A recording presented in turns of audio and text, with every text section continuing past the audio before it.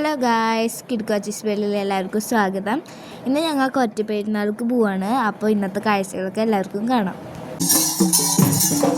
കൊറ്റിപ്പള്ളിക്ക് പോണ തെയ്യങ്ങളാണ് ഇതൊക്കെ. ഇതിന് വൈകുന്നേരം അവിടേക്ക് കയറുള്ളൂ. ഞങ്ങൾ എല്ലാവരും കൂടി കൊറ്റിപ്പള്ളിക്ക് പോവാണ്. ഞങ്ങൾക്ക് നടക്കാനുള്ള വഴിയുള്ളൂ. ഷീകുട്ടനും ഷേയനൊക്കെ കൊണ്ട് നടക്കേണ്ട കാരണം ഞങ്ങൾ ഓട്ടോറിക്ഷയ്ക്കാണ് പോണ വഴി സൈഡ് ഫുള്ള് കടകളായിരുന്നു. വീട്ടിൽ നിന്ന് ഇറങ്ങിയപ്പോൾ തന്നെ എല്ലാവരും ലിസ്റ്റൊക്കെ ഇട്ടിട്ടാണ് പോയത്. പള്ളി എത്തിയപ്പോൾ എല്ലാവർക്കും സന്തോഷമായി. ഷീക്കുട്ടന് കടകളൊക്കെ കണ്ടപ്പോഴേക്കും അവിടെയുള്ള സാധനങ്ങളൊക്കെ ഓരോന്ന് പറയായിരുന്നു. ഞങ്ങൾ മെഴുതിരൊക്കെ മേടിച്ച് കത്തിച്ച് മുട്ടുകുത്തി കഴിയാനായിട്ട് നേർച്ചയുണ്ടായിരുന്നു. അതൊക്കെ കഴിഞ്ഞ് ഞങ്ങൾ കുറച്ച് നേരം ലൈറ്റൊക്കെ നോക്കി നിന്നു. അവിടെ ഓരോ കൊല്ലം ഓരോ മോഡലുള്ള ലൈറ്റ് അറേഞ്ച്മെൻറ്റാണ് അവിടെ. രാത്രി ലൈറ്റൊക്കെ കാണാൻ നല്ല രസമാണ്. ആൾക്കാരൊക്കെ വന്ന് തുടങ്ങണ്ടായിരുന്നുള്ളൂ.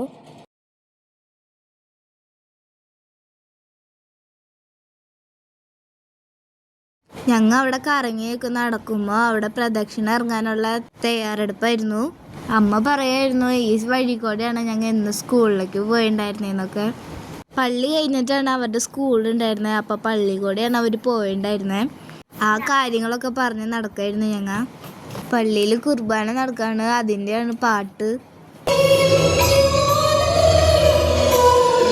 കുറച്ച് നേരം അവിടെ നടന്നിട്ട് ഞങ്ങൾ പൂവങ്കായ നേർച്ച വയ്ക്കാനായിട്ട് പോയി. പൂവങ്കായ എടുത്തു വെച്ച് ഗ്രോട്ടയിൽ കയറാൻ വന്നപ്പോഴേക്കും അവിടെ കുഞ്ഞേച്ചി നിൽക്കണ്ടായിരുന്നു. ഇവിടുത്തെ പ്രധാന വഴിപാടാണ് പൂവൻകൊല നേർച്ച. കുഞ്ഞേച്ചി വന്നപ്പോൾ കുഞ്ഞേച്ചിയുടെ അടുത്തൊക്കെ കുറച്ച് നേരം സംസാരിച്ച് നിന്ന്. അവിടെ സൈഡിലായിട്ട് ചെറിയൊരു മീൻകുളം ഉണ്ട്. അപ്പം ഷീക്കുട്ടന് അതൊക്കെ ഒന്ന് കാട്ടിക്കൊടുത്ത് നിൽക്കായിരുന്നു. ഞങ്ങൾ ഗ്രോട്ടിലേക്ക് കയറാൻ പോവാണ്. ഇതൊരു ഗുഹ പോലെയാണുള്ളത്. ഇതിലേ പോയാലാണ് രൂപപുരയ്ക്ക് എത്താം. അവരൊക്കെ കയറി ഞാനിവിടെ വീഡിയോ പിടിച്ച് നിൽക്കായിരുന്നു. കൊറ്റിമുത്തിക്ക് പൂവങ്കല കൊടുക്കുന്ന രൂപമാണ് അവിടെ ഉണ്ടാക്കി വെച്ചണേ. കൊറ്റിമുത്തിയുടെ പൂവങ്കലയ്ക്ക് ഒരു ചരിത്രമുണ്ട്, നിങ്ങൾക്കറിയോ? പൂവങ്കല നേർച്ചയുമായി ഒരു ഭക്തൻ മേലൂരിൽ നിന്നും കൊരട്ടിയിലേക്ക് വന്നു. ഒരു ധനാഢ്യൻ 2 പൂവമ്പഴം ആവശ്യപ്പെട്ടു. മുത്തിക്കുള്ള കാഴ്ചയായതുകൊണ്ട് അയാൾ അത് കൊടുത്തില്ല. ധനാഢ്യൻ അതിൽ നിന്ന് 2 പഴം എടുത്ത് തിന്നു. തിന്നതിനു ശേഷം വയറുവേദനയും തുടങ്ങി. പല ചികിത്സയും നടത്തിയിട്ട് ഫലമുണ്ടായില്ല. അയാളുടെ നിലത്തിൻ്റെ പകുതി മുത്തിക്ക് ദാനമായി നൽകി. കൂടാതെ സ്വർണം കൊണ്ടുള്ള പൂങ്കുലയും നേർച്ചയായി അർപ്പിച്ചു. അങ്ങനെ അസുഖവും മാറി. ഇങ്ങനെയാണ് ഇവിടെ പൂവങ്കുല നേർച്ച പ്രധാനവുമായി വന്നത്. ഷീക്കുട്ടനും ചായക്കുട്ടിയൊക്കെ അവിടെ കിടന്ന് ഓടായിരുന്നു. എവിടെ പോയാലും ഉണ്ടാവുമല്ലോ ഒരു സെൽഫി. ഞങ്ങളും എടുത്തു ഒരു സെൽഫി. അങ്ങനെ ഞങ്ങൾ രൂപപുരയിലേക്ക് എത്താറായി. അവിടെ യേശുവിനൊക്കെ കെടുത്തിട്ടുണ്ടായിരുന്നു. അതൊക്കെ തൊഴുത് ഞങ്ങൾ രൂപപുരയിലേക്ക് പോയി. മുത്തീനെയൊക്കെ തൊഴുത് പുറത്തിറങ്ങിയപ്പോഴേക്കും പ്രദക്ഷിണമൊക്കെ ഇറങ്ങാറായിണ്ടായി.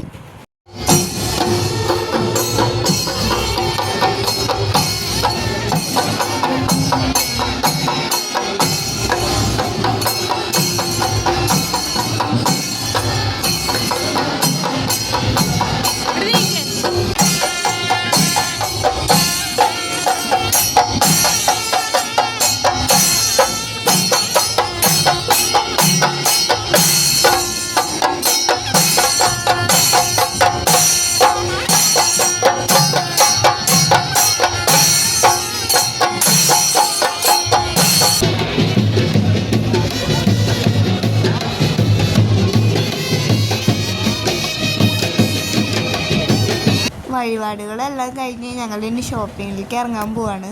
എല്ലാവരുടെ ക്ഷമയൊക്കെ നശിച്ച് നിൽക്കുകയാണ്. ഷേക്കുട്ടിയൊക്കെ നോലോടി തുടങ്ങി ഓരോരോ സാധനങ്ങൾ മേടിച്ചു കൊടുക്കാറുണ്ട്.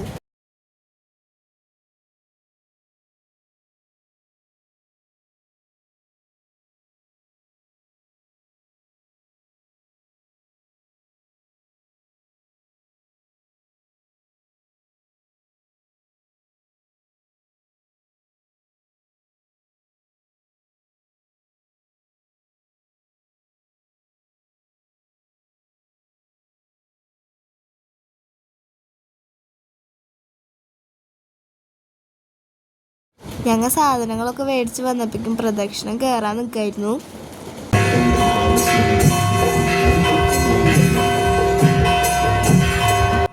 ലൈറ്റുകളൊക്കെ അടിപൊളി ലൈറ്റായിരുന്നു. രാത്രി കാണാൻ നല്ല രസമായിരുന്നു. നമ്മൾ കാലത്ത് കണ്ട തെയ്യങ്ങൾ ഇപ്പോഴാണ് കയറണേ. പിന്നിക്കൂടെ മുടിയാട്ടുണ്ട്.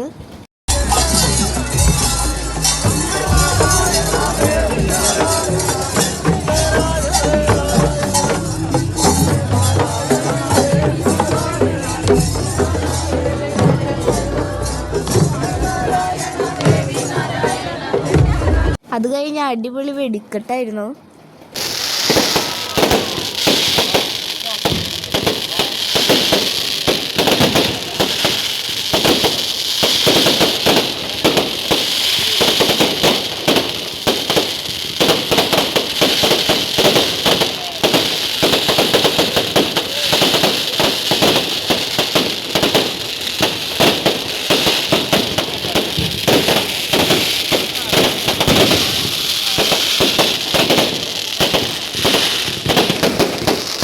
അത് കഴിഞ്ഞ് ഞങ്ങൾ എക്സ്പോ കാണാൻ പോയിണ്ടായി.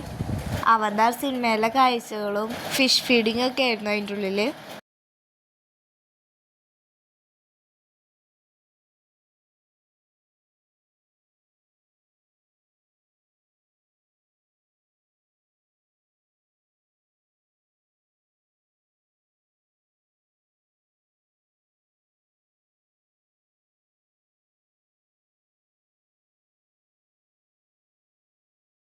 ഈ വീഡിയോ എല്ലാവർക്കും ഇഷ്ടമായെങ്കിൽ ലൈക്ക് ചെയ്യുക, ഷെയർ ചെയ്യുക, സബ്സ്ക്രൈബ് ചെയ്യുക. ബായ്.